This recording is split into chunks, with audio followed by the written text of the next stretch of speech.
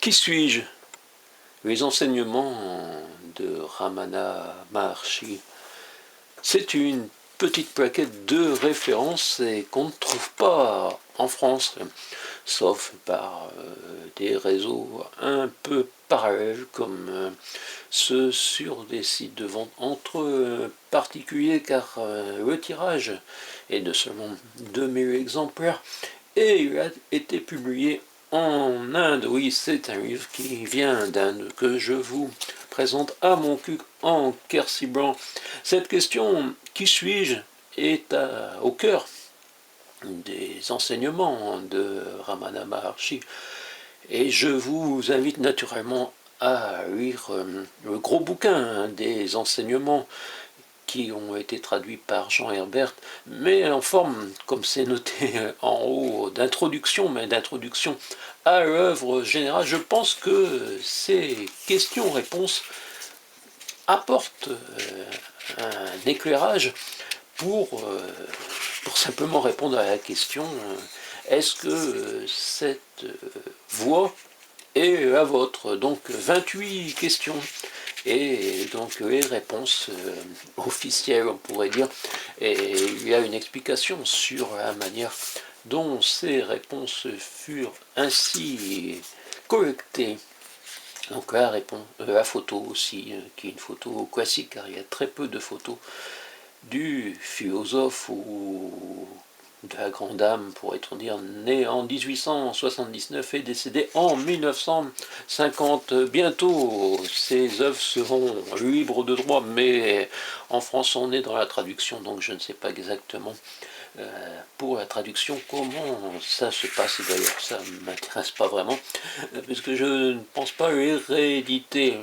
Peut-être un jour je m'exprimerai sur le qui sais-je, mais pour l'instant je suis encore à l'étude, donc c'est finalement dans cette étude que je me permets de vous signaler l'existence de cette brochure petit livre.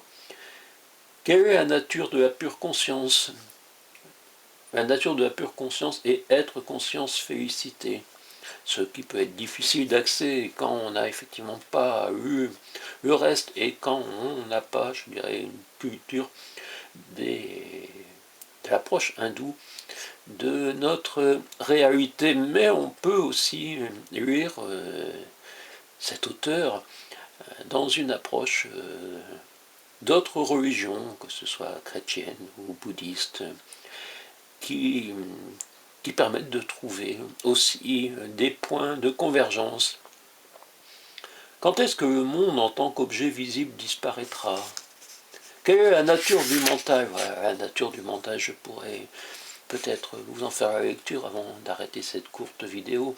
Ce qui est appelé mental est une merveilleuse force inhérente au soi par laquelle toutes les pensées s'éveillent. En dehors des pensées, le mental n'existe pas. Aussi la pensée constitue-t-elle la nature du mental.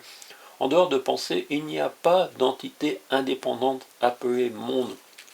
Dans le sommeil profond, il n'y a ni pensée ni monde. Dans les états de veille et de rêve, les pensées sont présentes ainsi que le monde. Tout comme l'araignée tire d'elle-même le fil de la toile et le résorbe en elle-même, le mental projette le monde en dehors de lui-même et le résorbe en lui-même. Voilà, je sais qu'il faut parfois lire tout doucement et surtout lire plusieurs textes qui parlent de ce qui suis-je. On peut lire d'autres auteurs, que ce soit Ramdas ou Nisargadatta, qui sont un peu des auteurs dont je pourrais vous parler. Mais aujourd'hui, c'était juste pour vous présenter quelle est la nature du soi. En vérité, seul le soi existe. Le monde, l'âme individuelle et Dieu ne sont que des apparences dans le soi comparables à l'argent dans la nacre. Est-il possible pour Dieu et le gourou de provoquer la libération de l'âme? Car cet auteur est d'abord celui que l'on a appelé un libéré vivant. Petite vidéo, qu'est-ce que la vision de la sagesse? Quelle est la relation entre l'état sans désir et sagesse? Quelle est la différence entre investigation et méditation. Et qu'est-ce que la libération? Scruter la nature de son soi limité et réaliser sa véritable nature. Cela est la libération. Ici, mon que commentaire suivant, où on ne vous parle pas forcément d'argent, de grands travaux pour enrichir les amis artisans, mais de philosophie et d'approche, on pourrait dire religieuse, d'approche de l'être.